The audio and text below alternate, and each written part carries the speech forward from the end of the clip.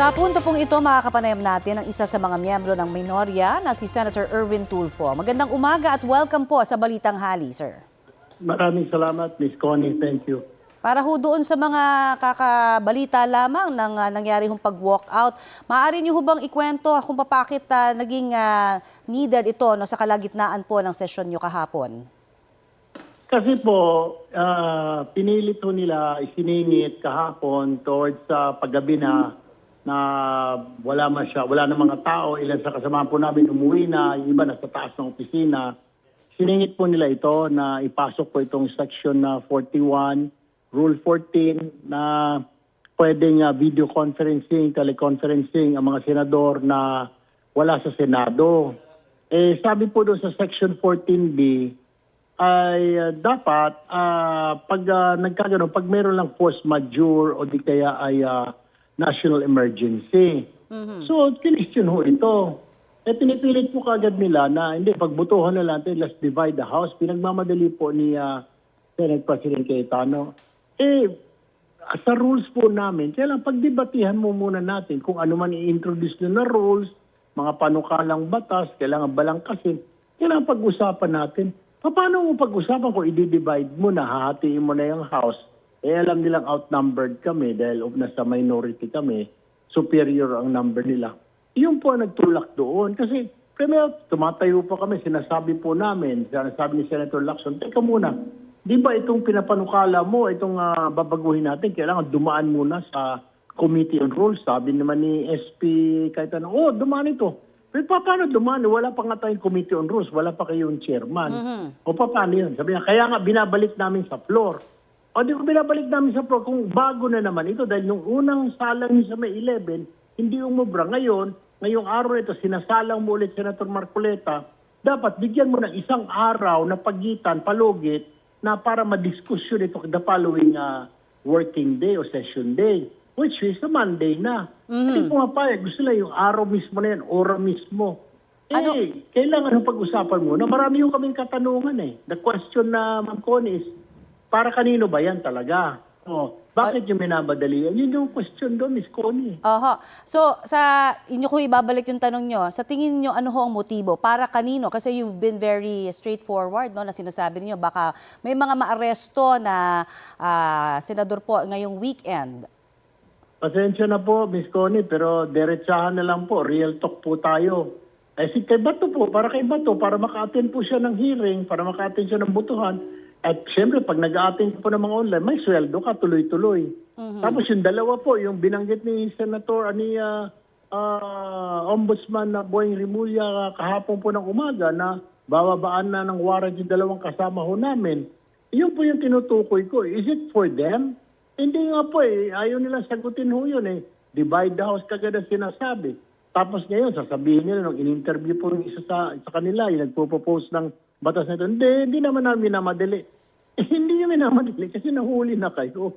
Kaya ganoon. Kung hindi,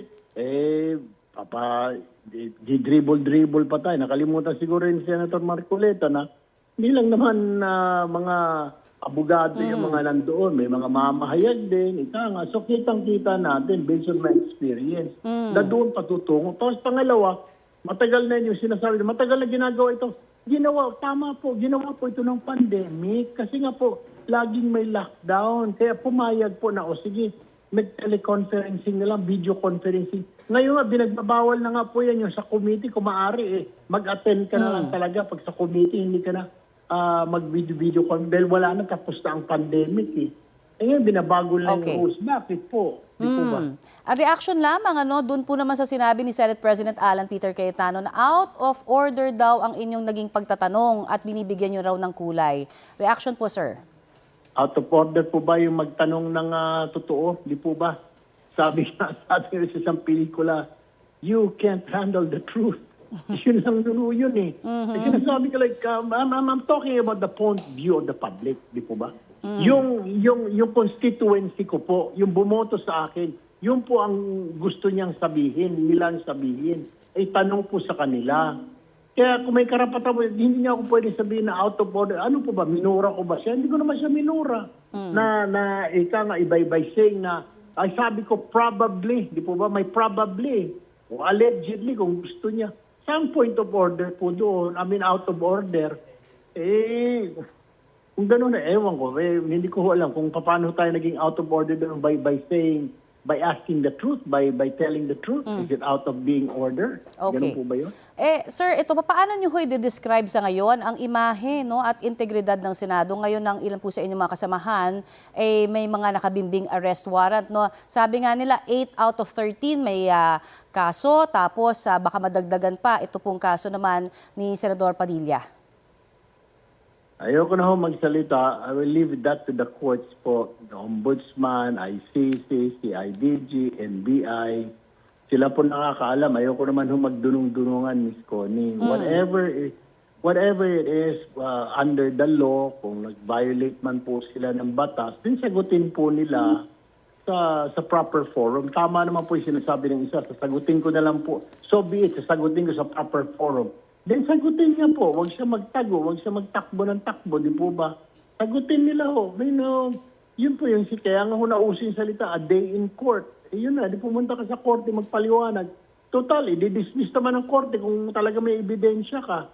Ewan ko ho, ba't ganon? So, sa tingin ko ho, nakakahiya po. At humihingi pa ako ng pamahin. To your program also, Ms. Connie and Rocky Timas program, I would like to apologize on behalf of the 11 minority. Pasensya na po kung hindi namin nagagawa ang aming trabaho dahil po sa mga issues na ito na pang sarili, pang isang grupo eh.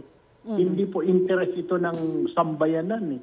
Instead na pag-usapan po namin paano mailabas yung pasyente sa hospital na libre na walang pambayad o maintenance sa matatanda, paano yung pagkasyahin yung sweldo na kulang, paano po yung pasukan na within the next few days, saan bibili ng mga school supplies, sino ba magbibili, pwede bang humingi sa DSWD muli, yung mga ganong question ba, yun ang dapat pag-usapan po namin. Hindi po itong para lamang po sa interest ng ilan na hindi na namin makakasama siguro, kaya minamadali. I see. Okay, pwede hong paki-describe lang sa amin or paki-explain para po doon sa mga hindi masyadong maalam sa rules po ng Senado.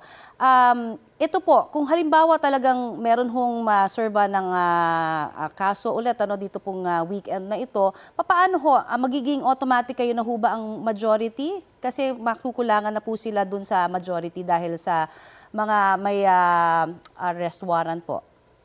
Hindi po eh. Kailangan po talaga ng 13 po eh. Na 13. maski na mabawasan sila, kami po will remain 11. Wala rin mangyayari. Lumalabas sila po rin po majority. Unless po may magmungkahi dyan na all seats vacant. Hindi ka naman pwede mag-declare all seats vacant kung wala pong 30 na boto. Kailangan po may 13. Kahit na mabawasan po sila mabawasan, wala naman ang pumupunta sa amin. So hindi pa po kami 13, we cannot take control of the Senate, di po ba? Ganun lang po yun po yung rules namin sa Senate. Pero gaano ho kaaktibo ang minorya na makuha ulit itong liderato sa Senado? Papaano ho yung pagpapalit ba sa mga susunod na araw? Kung sakasakali ho, meron ho ba tayong mga efforts na ginagawa? Pinaubaya ko na po sa aming senior members, sila Senator Soto, Lacson, Kiko Pangilinan, Mig Subiri. Sila po yung maalam eh. Medyo bago lang ho tayo. I believe siguro ho, baka meron silang ginagawa. Pero ang napagkaisahan po namin, if ever na magkaroon po ng change of leadership, we'll really push for Senator Sherwin Gatchalian to be our Senate President. Alright. Maraming salamat po sa inyo pong ibinahagi sa aming oras at impormasyon. Salamat, Ms. Connie. Thank you. Yan po naman si Senator Erwin Tulfo. At susubukan po naming mahingan din ng pahayag ang liderato ng Senado at kampo ni Senador Bato de la Rosa sa mga sinabi po ni Senador Erwin Tulfo.